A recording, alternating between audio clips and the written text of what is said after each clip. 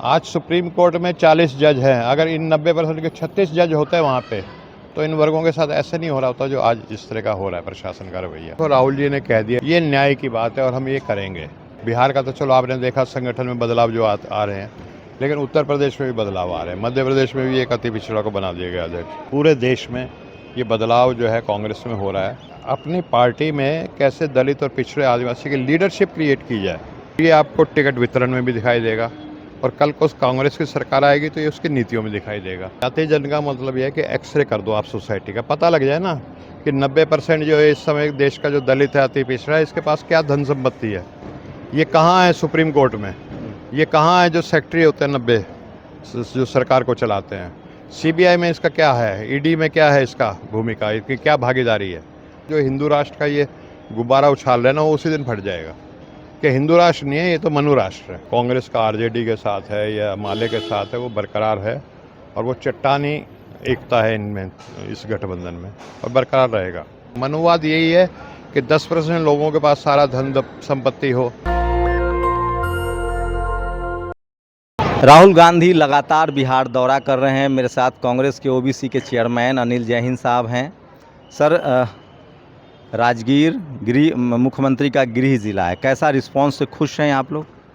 देखिए, राजगीर में जो अति पिछड़ा की आबादी बहुत ज़्यादा है और अति पिछड़ा जो कभी बहुत बड़ी ताकत होती थी मुख्यमंत्री नीतीश कुमार जी की, आज सबसे ज़्यादा उनसे निराश वर्ग है। तो हमारा जो कार्यक्रम हुआ उसमें आपने देखा कि तो उस कन्वेंशन सेंटर के अंदर तो जो एक्टिविस्ट लोग थे, जो सामाजिक संगठनों के पदाधिकारी थे, वो थे, लेकिन बाहर जिनको हमने नहीं भी बुलाया था, जिनको पता लगा कि राहुल जी आ रहे, तो हज़ारों की भीड़ और हज़ारों की संख्या में नौजवान मोटरसाइकिल लेके चल रहे थे। इससे लगता है कि आम आदमी और ख़ास तौर पे नौजवानों में राहुल जी का जो क्रेज़ है बहुत बढ़ गया है, मेरा जो आकलन है कल का।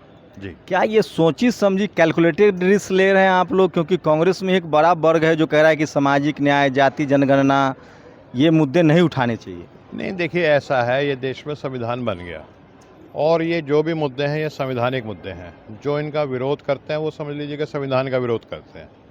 तो 90% को उसको भागीदारी, हमारे संविधान में लिखा हुआ है ना ये, कि सबको सामाजिक न्याय, आर्थिक न्याय और राजनीतिक न्याय मिले। तो ये सामाजिक न्याय की बात है और 90% जो है इस देश में आज़ाद होने के बावजूद भी हाशिए पे धकेल दिए गए हैं। उनका कोई मान सम्मान नहीं है। आए दिन उनके बहू बेटियों के साथ आपने देखा आरा में क्या हुआ, हमारे शशि जी खड़े हैं, ठीक है, और इनके समाज के एक बेटी के साथ बहुत जुल्म हुआ और उसके बाद क्योंकि जो दबंग लोग हैं, जो ताकतवर लोग हैं, अपने पैसे के दम पे या जो उनके रिश्तेदार या जो प्रशासन में उनकी पकड़ है उसके दम पे उस मामले को दबाने की कोशिश कर रहे हैं, ठीक है। ऐसे ही फिर मुजफ्फरपुर में जो हुआ, छोटी सी बेटी के साथ इतना जघन्य अपराध, और उसके बाद उसको अस्पताल में जाकर के 6 घंटे एम्बुलेंस पे पड़ी रहती है, उसको चिकित्सा सुविधा भी नहीं मिलती। तो ये इसलिए है कि 90% जो हमारे अति पिछड़े दलित, आदिवासी, ये जो लोग हैं, इनकी भागीदारी नहीं है।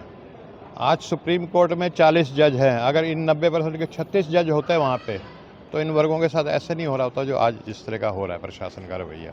क्या आप लोग ये समझाने में कामयाब हो पा रहे हैं कि सामाजिक न्याय, जाति जनगणना का मतलब है स्कूल, कॉलेज, अस्पताल, पढ़ाई लिखाई, विज्ञान की बात करना?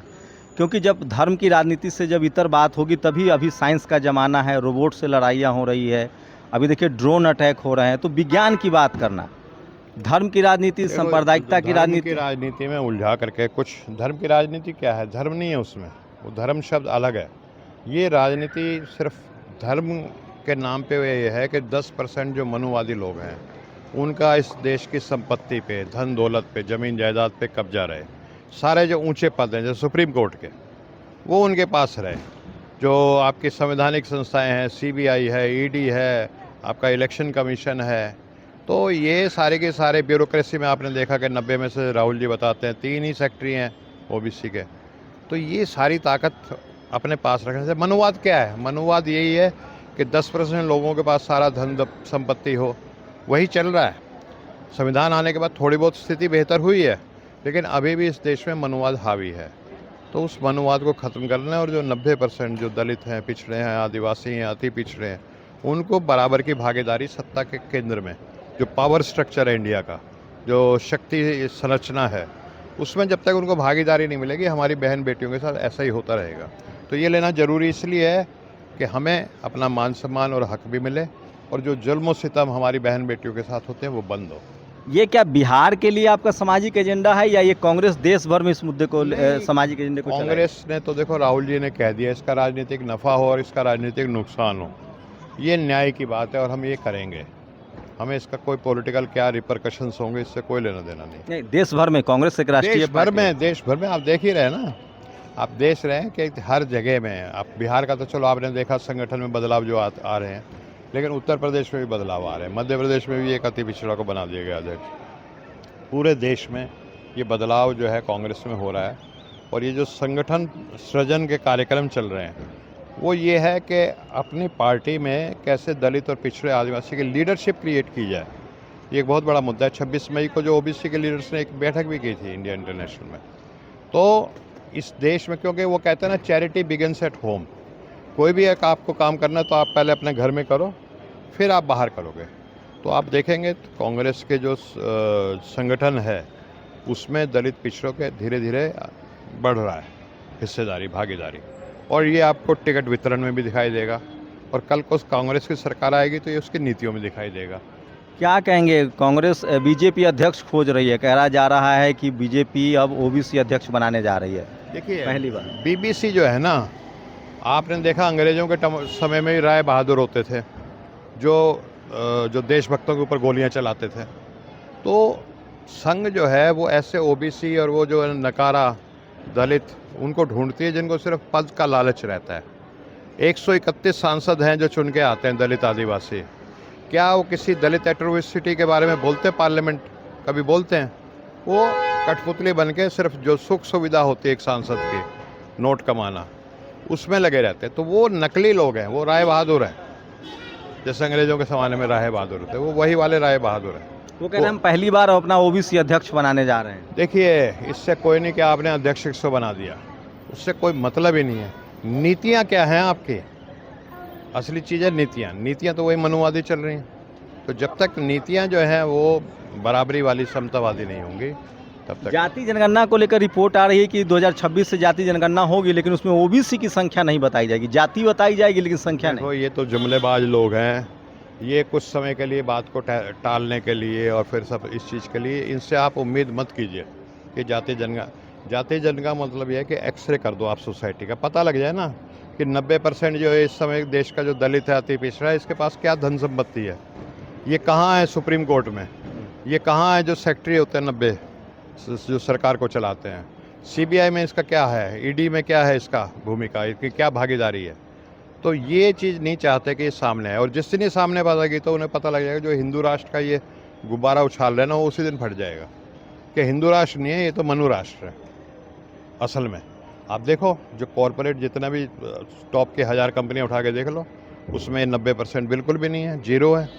तो ये तो मनु राष्ट्र बना रखा है इन्होंने। हिंदू राष्ट्र तो ये नाम लेते हैं बरगलाने के लिए, असल में ये मनु राष्ट्र बना रखा है इन्होंने। तो फिर सर सब्जी कौन बेचेगा, डिलीवरी कौन बनेगा, ठेला कौन चलाएगा, ड्राइवर? हजारों साल से जिन्होंने चलाया उनको 1000 साल की अब मुक्ति मिलनी चाहिए, और जिन्होंने हजारों साल तक नहीं चलाया उनको भी मौका मिलना चाहिए देश की सेवा करने का। आप लोग संजीदा हैं इसको लेकर? बहुत ज़्यादा संजीदा है हम। हमारे लिए हमारी जान से ज़्यादा प्यार है, इसके लिए हम अपनी गर्दन कटा सकते हैं। बिहार के चुनाव में आप ओबीसी के चेयरमैन भी हैं, देश भर में आप काम कर रहे हैं कांग्रेस के लिए। बिहार के चुनाव में इसकी परीक्षा भी होगी, क्या रणनीति रहेगी सर, खासकर पिछड़े अति पिछड़े? देखिए, ऐसा है, हमारी कोई रणनीति नहीं है। हमारा काम है जो संविधान है, जो बाबा साहब भीमराव अम्बेडकर जी ने बनाया था और जिसके पीछे महात्मा गांधी की सोच है, महात्मा बुद्ध की सोच है, और हमारे जो देश के कबीर, रैदास, बाबा नानक, उसकी सोच सारी संविधान में है। हम उस संविधान को अक्षरशः ज़मीन पे उतारना चाहते हैं। हमारा सिर्फ एक मकसद है, जीत हो हार हो राजनीति में वो अलग बात है।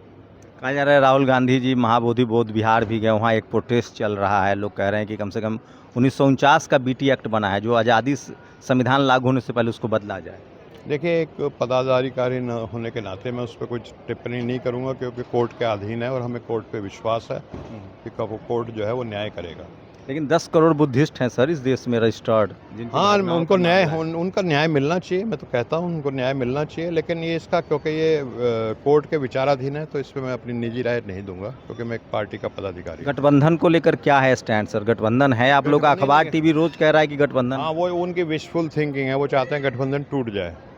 लेकिन ये गठबंधन जो है, जो कांग्रेस का आरजेडी के साथ है या माले के साथ है, वो बरकरार है, और वो चट्टानी एकता है इनमें, इस गठबंधन में, और बरकरार रहेगा।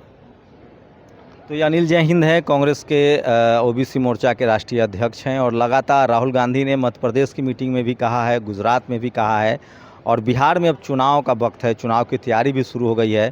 कांग्रेस ने तय कर लिया है कि उसको सामाजिक न्याय, जाति जनगणना हो, रिजर्वेशन का मामला हो, वो कह रहे हैं कि हम रिजर्वेशन का जो 50% की लिमिट है इसको तोड़ेंगे। ये सबसे बड़ा सवाल है, और इस वजह से बिहार में लगातार पिछड़े, अति पिछड़े, दलित, जो वीकर सेक्शन के लोग हैं, जो मार्जिनलाइज सेक्शन के लोग हैं, उनका रुझान कांग्रेस की तरफ बढ़ रहा है। आप लोग की क्या राय है? अपनी प्रतिक्रिया जरूर दीजिए। शुक्रिया सर हमसे बातचीत करने। जय संविधान। शंभू कुमार सिंह, नेशनल दस्तक, पटना। दस्तक की आपसे गुजारिश है कि अगर इसको बचाना चाहते हैं तो नेशनल दस्तक को सब्सक्राइब करने के लिए रेड कलर के सब्सक्राइब बटन को दबाएं, फिर बेल आइकन की घंटी दबाएं। नेशनल दस्तक को बचाने के लिए बहुत जरूरी है कि हर खबर को शेयर करें, लाइक करें, कमेंट जरूर करें।